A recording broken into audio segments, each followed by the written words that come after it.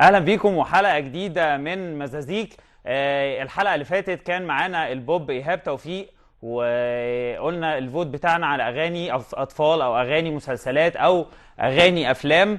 لكن طبعا عشان خاطر نصر اكتوبر، واحنا ابتدينا من 1 اكتوبر لحد يوم 6 اكتوبر هنحتفل بنصر اكتوبر العظيم. عايزين نوجه تحيه لكل اسر شهداء حرب اكتوبر وجنود وضباط وقاده واللي لسه عايشين معانا لحد دلوقتي، ربنا يديهم الصحه. بنبارك لهم ونقول لهم كل سنه وانتم طيبين.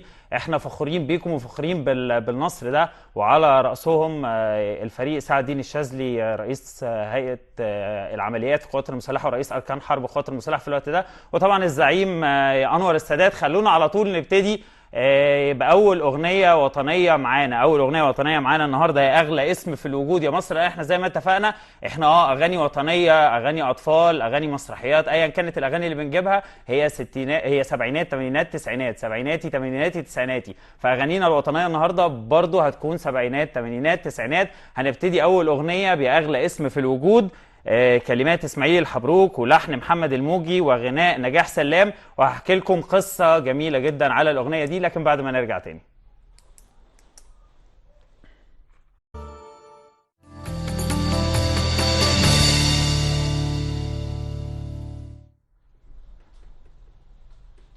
احنا ما رحناش لاغلى اسم في الوجود، احنا رحنا للاذان.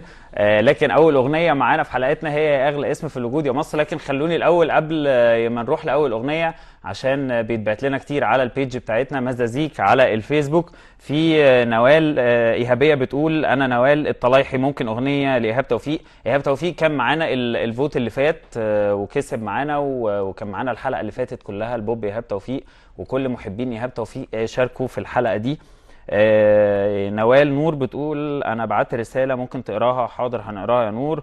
وهدير مصطفى بتقول كل سنه ومصر بخير وامان، امين يا رب. وداليا محمد بتقول احلى الاغاني بصراحه، هي فعلا احلى اغاني يا داليا هي اغاني السبعينات والثمانينات والتسعينات. وبالمناسبه دي يا داليا كمان احب اقول لك ان الفوت اللي جاي معانا لثلاث نجوم هنختار منهم واحد. الفوت هيبتدي من النهارده لغايه يوم الثلاث الجاي. الثلاث نجوم اللي هيكونوا معانا هم الشاب خالد واصاله ومحمد فؤاد.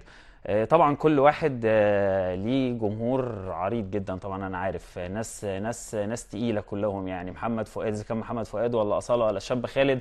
عارف الفوت هيبقى مطحنه جامده جدا على الفيسبوك الاسبوع ده. لكن خلونا نبتدي على طول مع الاغنيه اللي معانا دلوقتي. اول اغنيه هي اغلى اسم في الوجود يا مصر.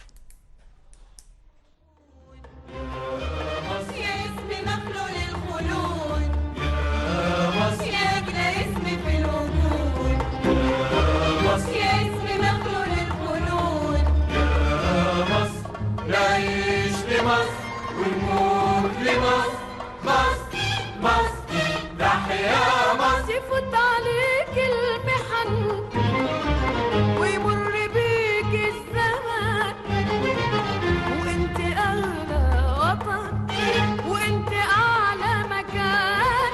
تفوت عليك المحن ويمر بيك الزمان، وانت اغلى وطن وانت اعلى مكان. ومهما كان انت مصر وكل خطوة بمصر، ومهما كان انت مصر وكل خطوة بمصر.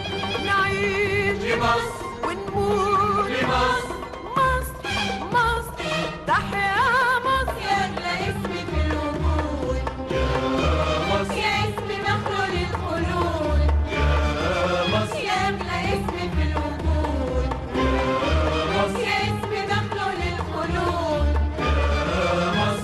نعيش لمصر ونموت لمصر، مصر مصر تحيا مصر. انتي بلادي الجميلة، حسن السلام والأمان، وانتي الحضارة الأصيلة قبل التاريخ والزمان. انتي بلادي الجميلة، حسن السلام والأمان، وانت الحضارة الأصيلة قبل التاريخ والزمان. ومهما كان انت مصر وكل خطوة بمصر، ومهما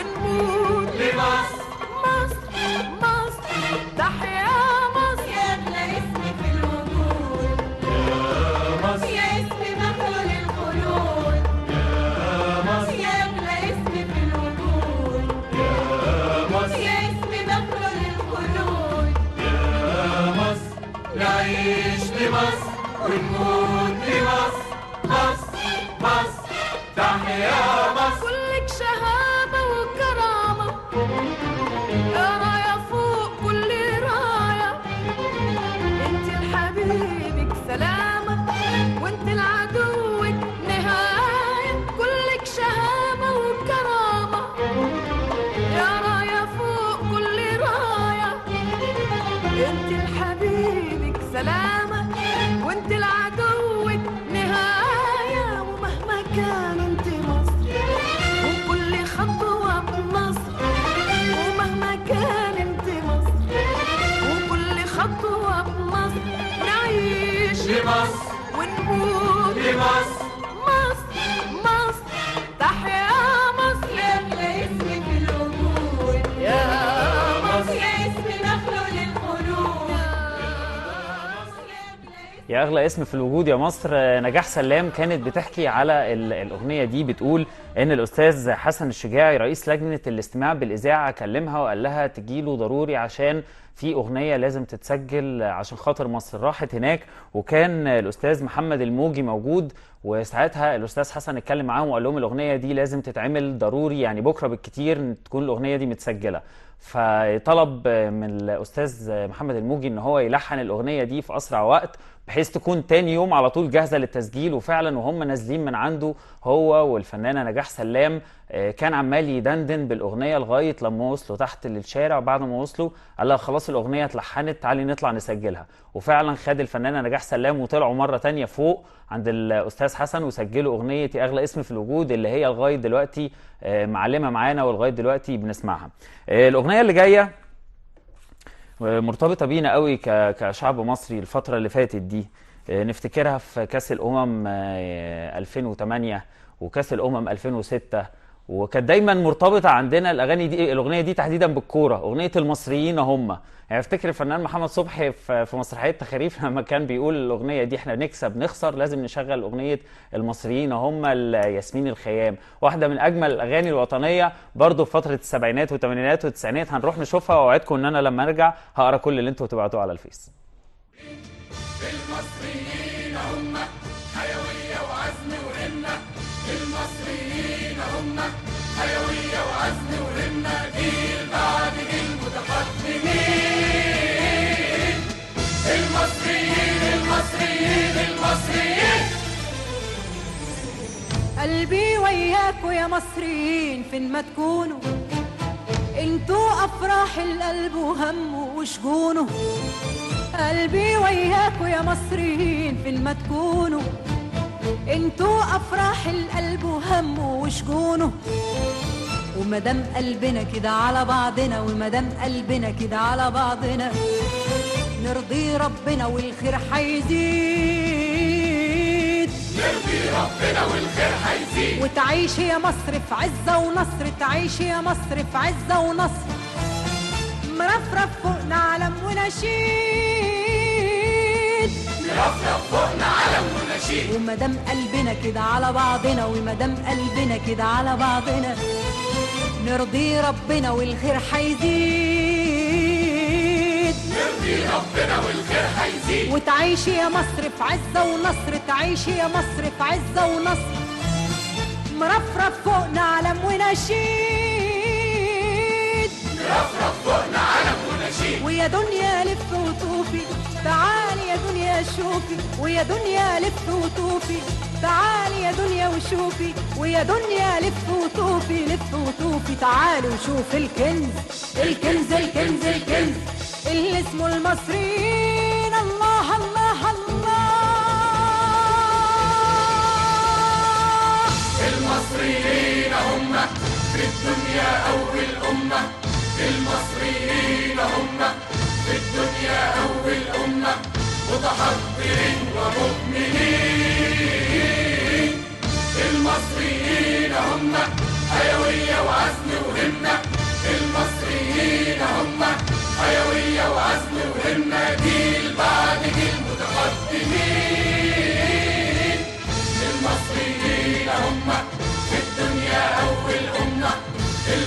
المصريين هم في الدنيا أول أمة متحضرين ومؤمنين. المصريين هم حيوية وعزم وهمة. المصريين هم حيوية وعزم وهمة. جيل بعد جيل متقدمين.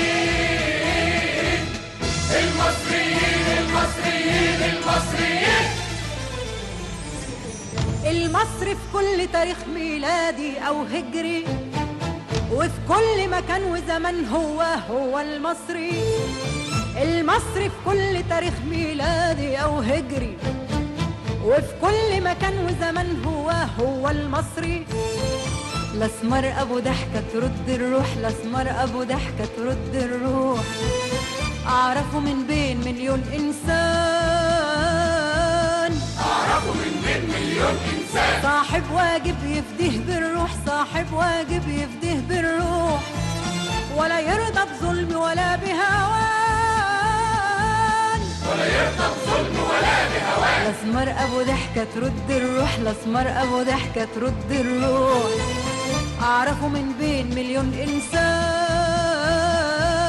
أعرفه من بين مليون إنسان. صاحب واجب يفديه بالروح، صاحب واجب يفديه بالروح.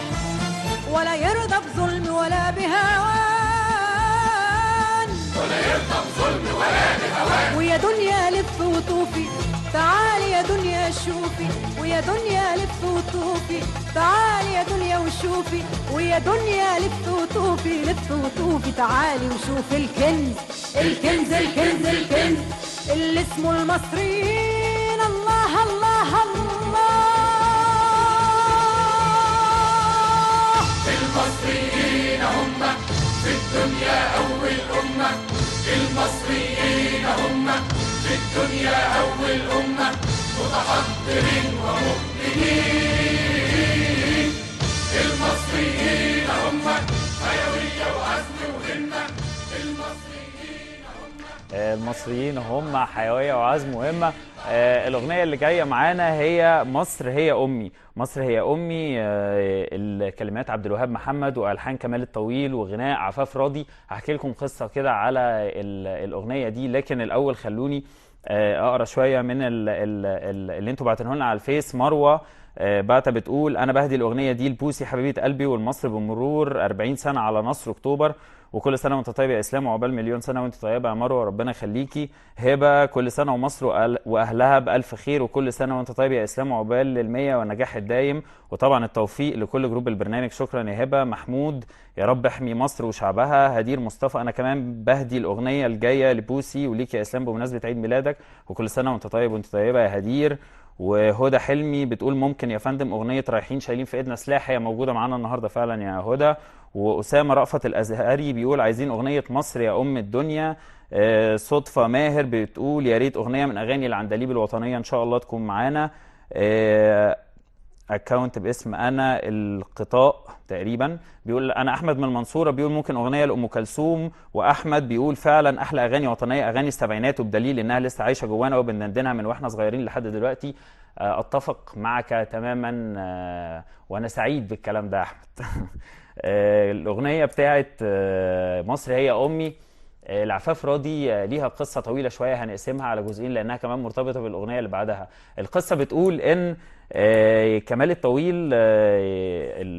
الموسيقار الكبير طبعا كمال الطويل، كان بيلحن اغنيه للفنان الراحل فؤاد المهندس، اغنيه كوميديه في فيلم فيفا زلاطه.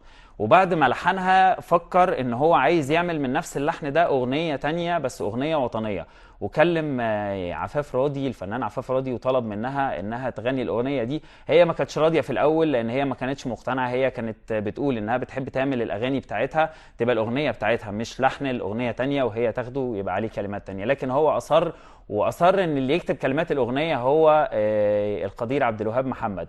وفعلا كتبوا الاغنيه، وهي بتقول ان هي بعد ما سمعت الاغنيه وبعد ما غنتها عجبتها جدا، وهي الاغنيه لسه معلمه معانا لغايه دلوقتي. على فكره كمان العندليب عبد الحليم حافظ هو اللي كان المفروض يغني الاغنيه دي بس ما غناهاش ليه، ده اللي هنعرفه بقى بعد ما نسمع اغنيه مصر هي امي لعفاف راضي. نسمعها ونكمل تاني.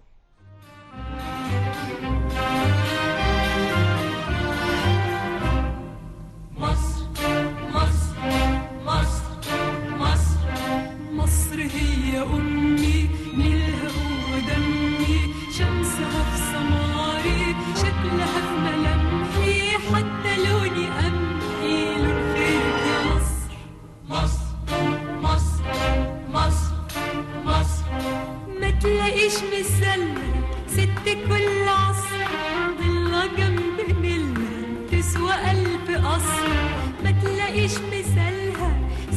كل عصر والله جنب منه تسوى 1000 قصر، ولا وردة بلدي فيها عطر مصر، ولا جو مصر، ولا سحر مصر. مصر مصر مصر مصر مصر مصر مصر هي أمي، نيلها هو دمي، شمسها السماري، شكلها في ملامحي، حتى لوني قمحي، لون خير يا مصر. مصر مصر مصر مصر فاتك نص عمرك يلي ما شفت مصر، السماحة روحها والشهامة مصر.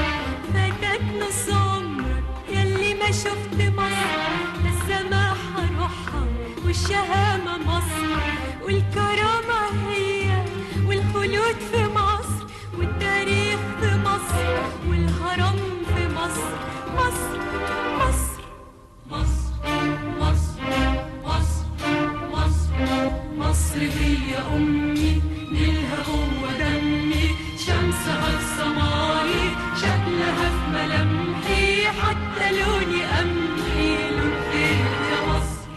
مصر مصر مصر مصر يا أرض المحبة. الفوت بتاعنا على الحلقة اللي جاية محمد فؤاد وأصالة والشاب خالد، منافسة شرسة جدا.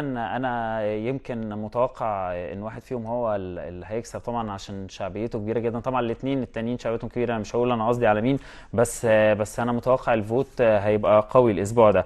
في ناس بتبعت لنا زي نوال الإيهابية بتقول: انا نوال الطلايحي الملقبه بنوال الإيهابية، انا بسمع الدكتور ايهاب توفيق من وانا صغيره وبستنى كل جديد، بتمنى اني اسمع اغنيه مالهمش في الطيب بهديها لماما عشان بحب الاغنيه دي جدا، وشكرا يا اسلام وكل سنه وانت طيب. وانت طيبه يا نوال. احنا الحلقه اللي فاتت عملناها لايهاب توفيق كلها وجبنا فيها اغنيه مالهمش في الطيب، لو ما كنتيش شفتي الحلقه هتلاقيها موجوده على البيج بتاعتنا مزازيك.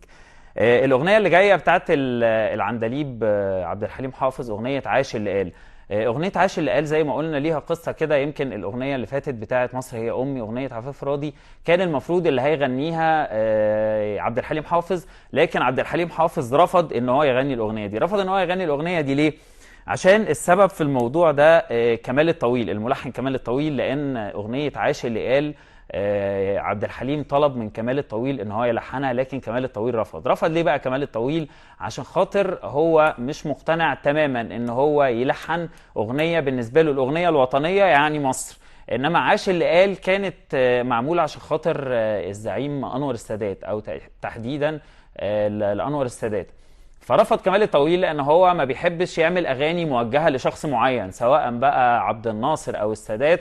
هو ما بيحبش يعمل اغاني لزعماء، ووجهه نظره في كده ان الاغنيه اللي بتبقى معموله لمصر هي اللي بتعيش عشان دي لمصر، انما الزعماء سواء جمال عبد الناصر او انور السادات الاثنين توفوا، فالاغنيه هتنتهي معاهم. ده كان وجهه نظر كمال الطويل، وعشان كده عبد الحليم حافظ عندا او ردا في كمال الطويل على ان هو رفض ان هو يلحن اغنيه عاش اللي قال، فبالتالي عبد الحليم حافظ رفض يغني اغنيه مصر هي امي الحان كمال الطويل. معانا دلوقتي اغنيه عاش اللي قال، وهرجع اكمل مره ثانيه بقيه اللي انتوا بتبعتوه لنا على الفيس، مستنيينكم، ونكمل مع عاش اللي قال عندليب عبد الحليم حافظ.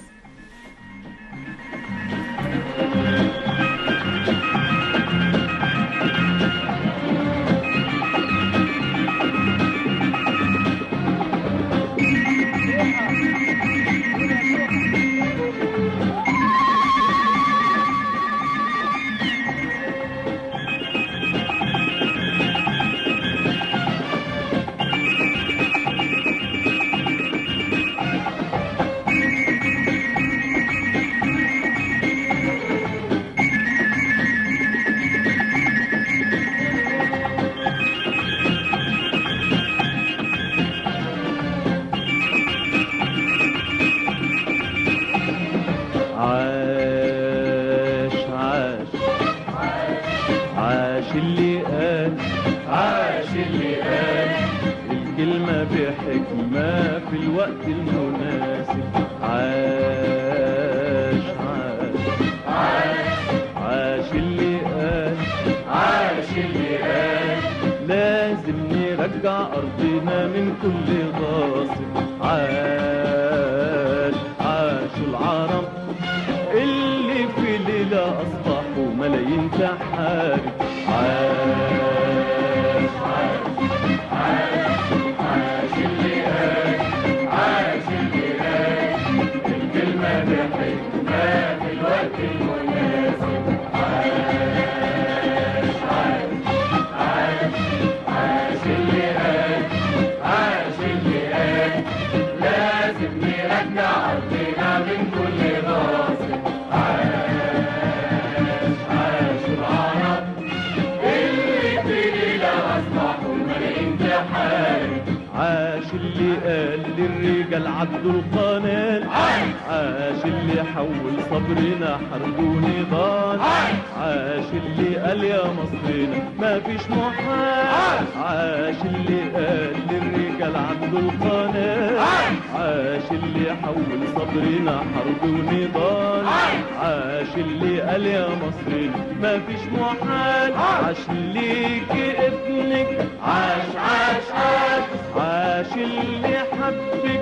عاش عاش عاش عاش ليك ابنك، عاش عاش عاش عاش اللي حبك. عاش عاش عاش رد اعتبارك خلى نهارك، رد اعتبارك خلى نهارك احلى نهار، احلى نهار. عاش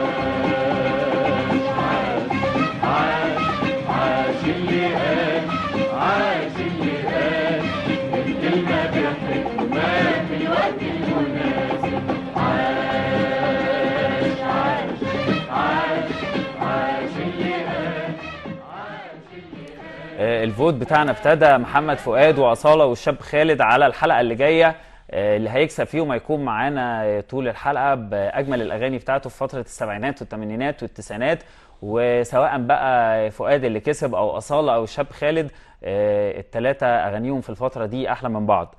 خلونا نقرا شويه من اللي انتوا باعتين. داليا محمد بتقول كل سنه وانت طيبه يا اسلام وعقبال 100 سنه يا رب. وانت طيبه يا داليا، ربنا يخليكي. مانو سلامه، ربنا يحمي الجيش المصري، امين يا رب. تونا المهدي، انا بعشق مصر وكل اللي غنى لمصر والاغاني جامده.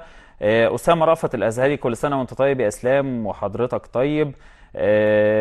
بجد الاغاني النهارده جامده جدا، ربنا يحفظ مصر جيش وشعب. مينا ايهاب او منا ايهاب مش عارف، يا ريت اغنيه صوره لعبد الحليم. اسامه توفيق، كل سنه وانت طيب يا اسلام، يا ريت تجيب اغنيه صوره، هنحاول ان شاء الله. ابو الكيلاني عايز اغنيه تسلم الايادي. في مين تاني؟ احنا الاغنيه اللي جايه معانا هي اغنيه رايحين شايلين في ايدنا سلاح. اغنيه طبعا واحده من اجمل الاغاني واحلى الاغاني اللي اتقدمت عشان خاطر نصر اكتوبر. هكمل برضو اللي انتوا بعتنه لنا. احنا الاغنيه جاهزه بس برضو هنستنى عشان خاطر نقرا الكلام اللي الناس بعته لنا، عشان الناس اكيد تعبه نفسها كل ده عشان خاطر نقرا اللي هم بيقولوه. عمر محمد بيقول كل عام وانتم بخير. محمود جادو بيقول بجد انت مختار اغاني روعه وبهديهم لنور والجنه وسلمى ولاد اخويا. حماده نبيه، مساء الخير على الشعب المصري العظيم، مع تحيه خاصه جدا لكل ابطال اكتوبر، وتحيه للبطل الزعيم الشهيد محمد انور السادات، وكل عام ومصر وجميع المصريين بخير وسعاده وتقدم بمناسبه ذكرى اكتوبر. ميدو المصري، انا بحبك قوي وبحب مصر وانت زي العسل، ربنا يخليك يا ميدو. سوفا بتقول تحيه واجلال لشهداء القوات المسلحه والاحياء منهم وقائد الضربه الجويه ورئيس النصر السادات. هكمل معاكم بقيه المسجات اللي انتوا بعتنها لنا، يا مسجات كتير جدا، احاول على قد ما اقدر اقراها بس عشان برضو معانا اغاني كتير عايزين نلحق نعرضها لكم. رايحين شايلين في ايدنا سلاح، كلمات نبيله انديل والحان علي اسماعيل. نروح واهداء لكل ضباط وجنود وقاده حرب اكتوبر. إذاعة جمهورية مصر العربية من القاهرة. أيها الإخوة المواطنون، أذاعت القيادة العامة للقوات المسلحة البيان التالي: نجحت قواتنا في اقتحام قناة السويس في قطاعات عديدة، واستولت على نقط العدو القوية بها، ورفع علم مصر على الضفة الشرقية للقناة، وتتدفق قواتنا عبر قناة السويس مطاردة للعدو، وتواصل قتالها حاليا مع العدو بنجاح.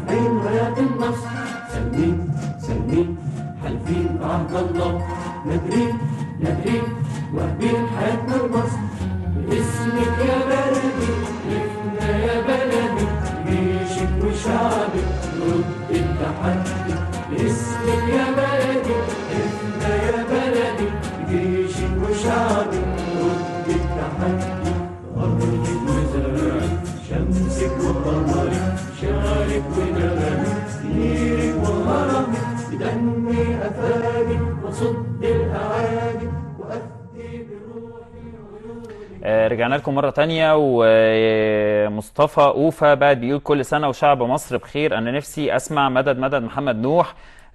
إسلام أكرم محي، ربنا يحميك يا مصر ويحمي جيش مصر. وتحية خاصة لحامي الحمى الفريق السيسي، وبقول لكل أبناء القبائل البدوية وراك مع تحيات قبيلة الرماح. وكل سنة وانت طيب يا إسلام وحضرتك طيب. هكمل برضو بقية اللي انتوا بتبعته لنا على البيج. الأغنية اللي جاية معانا هي أغنية دول مين ودول مين لمحمد منير. أنا بفكركم بس عشان خاطر ده غير الفوت برضو ما نقدرش ننساه، عشان خاطر كارولين برضو عمالة الفوت عشان الناس ما تنساش. محمد فؤاد، أصالة، الشاب خالد. محمد فؤاد وأصالة والشاب خالد. الفوت من دلوقتي لحد يوم الثلاث. اوكي. نكمل تاني بقى. في ميدو المصري بيقول يا ريت اغنيه تسلم الايادي. بوسي كات زين بتقول انا بهدي اغنيه اللي عاش حبك يعلم كل جيل من بعد جيل لبابا زينهم زين. احمد القطه بيقول انا احمد من مدينه الحجيزه عاوز اغنيه لام كلثوم. بوسي كات زين بتقول انا بهدي الاغنيه اللي جايه لدودي اخويا حبيب قلبي. علاء عرابي بيقول مازن علاء العرابي من السعوديه كل عام ومصر بالف خير وامن وسلامه. ميدو المصري برضو بيقول اغنيه تسلم الايادي. خالد عبد الحميد مهما يقولوا الجيش المصري هيفضل في القلب والعين طبعا. علاء عرابي بيقول قلناها. هدير مصطفى كل سنة وانت طيب للواء مصطفى حسنين بمناسبة حرب اكتوبر. اكمل برضو اللي معانا. بس خليني اقول لكم عشان حد هنا بيسألنا بيبعت لنا مسج. خلينا بس نتفق ان احنا يا جماعة نحاول نبعت كله في مكان واحد. يعني في ناس تبعت لي على المسجات وفي ناس تكتب على الوول، فخلينا نوحد عشان الحق اقرا كله. ناس بتسأل الفوت بتاع الحلقة اللي جاية اللي هو محمد فؤاد وأصالة والشاب خالد، ده هيبقى الحلقة اللي جاية. بس احنا كل حلقة من اول كل شهر لازم بتبقى مختلفة.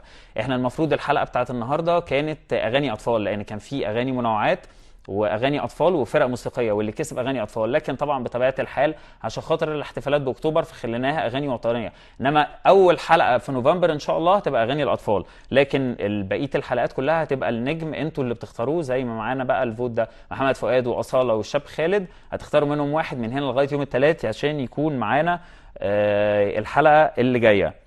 اخيرا كده بس نقول حاجه برضو عشان الناس. في دبور مازر بيقول كل سنه وانت طيب يا اسلام، سمعنا تسلم الايادي. هدى حلمي بتقول ليه كده ما كملتوش الاغنيه؟ معلش يا هدى عشان خاطر وقت البرنامج احنا بنحاول على قد ما نقدر ان احنا نلم اكبر عدد من الاغاني. اغنيه تسلم اغنيه ايه؟ اغنيه رايحين شايلين في ايدنا سلاح، هي كده اخرها. والله كارولين بتقول ان هي دي كده اخرها، مش عارف، بس انا على ما اعتقد ان هي لسه ليها تكمله.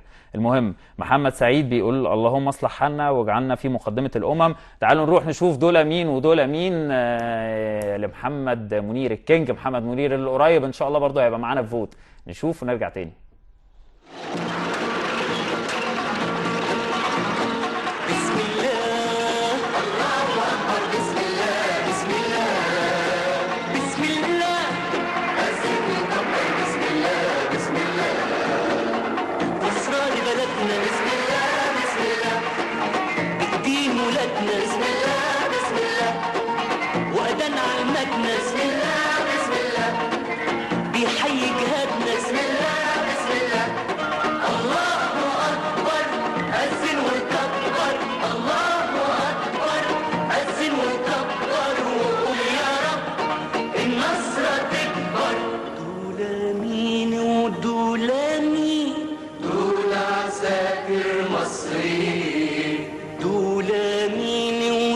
دول جميل دول ولادنا الفلاحين حلوة بلاد السمرة بلادي الحرة بلادي السمرة بلادي وانا على الربابة بغني واغني غنوة الحرية قول معايا يا الشعب يا مصر تحيا مصر تحيا مصر خلي السلاح صاحي صاحي صاحي لو نامت الدنيا صحي مع سلاحي سلاحي في ايديا النهار وليل صاحي ينادي يا صوار عدونا غدار خلي السلاح صاحي صاحي صاحي. مكمل معاكم ولسه هقرا بقيه المسجات اللي انتوا بتبعتوها لنا على الفيس. الناس ابتدت الفوت من دلوقتي، وشايف الفوت ابتدى على طول باول صوت للشاب خالد، لسه اصاله ولسه محمد فؤاد، وانا عارف ان دول برضو ليهم شعبيه قويه جدا يعني. في ميدو المصري بيقول وحياة النبي اغنيه تسلم الايادي. والله يا ميدو انا نفسي اجيبها يعني، انا حتى كنت لسه بقول الاستاذه كارولين ان هي تلحق تجيبها لنا، مش عارف هتجيبها ولا لا، لان الاغنيه اللي جايه هي اخر اغنيه معانا، فمش عارف بقى هي تقدر تجيبها ولا لا. هدى لا قلناها. في عصافير الكناريا بتقول السلام عليكم، برنامج جميل ربنا يوفقكم، انا نفسي اسمع اغنيه فاتت جنبنا، وتحياتي لحضرتك ولاسره البرنامج، وتحياتي لجيش مصر العظيم، وبقول لهم كل سنه وانتم طيبين واحنا معاكم ووراكم ودايما بخير يا خير اجناد الارض. بوسي كات زين بتقول بهدي الاغنيه اللي جايه لهدير مصطفى والفريق السيسي والجيش المصري كله. محمود جادو بيقول تسلم الايادي يا ريت تذاعها. مش عارف، انا على ما اعتقد ان اغنيه تسلم الايادي مش هتبقى معانا، صعب يا جماعه، مع ان هنحاول بس هنجيب حاجه قريبه منها، خليها بقى مفاجاه. حسام أنتكا بيقول اللهم انصر مصر واحفظها يا رب العالمين. علاء عرابي بيقول جانا علاء العرابي بتحب مصر من السعودية. داليا محمد بتقول وبنهنئ الرئيس السابق حسني مبارك قائد الضربة الجوية بنصر أكتوبر المجيد. آية المغازي يا رب يحفظك يا مصر، عايزة أغنية تسلم الأيادي. واول مره اتفرج على البرنامج بس بجد حلو، واعرف الميعاد بالظبط بتاع البرنامج، الميعاد كل يوم خميس الساعه 5:30 يا آية. مسجات كتير انا للاسف مش هلحق اقراها. طيب احنا معانا الاغنيه، معانا الفوت، مش هنلحق كمان نجيب الاغنيه عشان خاطر قرينا المسجات. انا فضلت ان انا اقرا المسجات اللي انتوا باعتينها على اننا نشوف اغنيه. الفوت اللي جاي بتاع الاسبوع اللي جاي هو محمد فؤاد، اصاله، الشاب خالد. هتبتدوا تعملوا الفوت من دلوقتي على البيج بتاعتنا مزازيك، وعلى تويتر كمان مزازيك. الفوت اللي انتوا هتختاروه سواء كان محمد فؤاد او اصاله او الشاب خالد، عشان نسمع اجمل الاغاني بتاعته بتاع فتره السبعينات والثمانينات والتسعينات ان شاء الله في الحلقه اللي جايه. للاسف كده خلاص وقت حلقتنا خلص. بشكر كل الناس اللي بعتت لنا على البيج، ما لحقتش اقرا، وبعتذر للناس اللي ما لحقتش اقرا الرسائل بتاعتهم. ووعدكم ان شاء الله الحلقه اللي جايه هنقرا كل المسجات بتاعتكم، مستنيين الفوت بتاعكم. وفي النهايه بكرر مره ثانيه التحيه بما اننا بنتكلم عن نصر اكتوبر للعبقري الفريق سعد الدين الشاذلي، والابويا اللي هو مصطفى اللي كان في هيئه العمليات في حرب اكتوبر. بقول له ربنا يديك الصحه، واشوفكم الحلقه الجايه. سلام عليكم.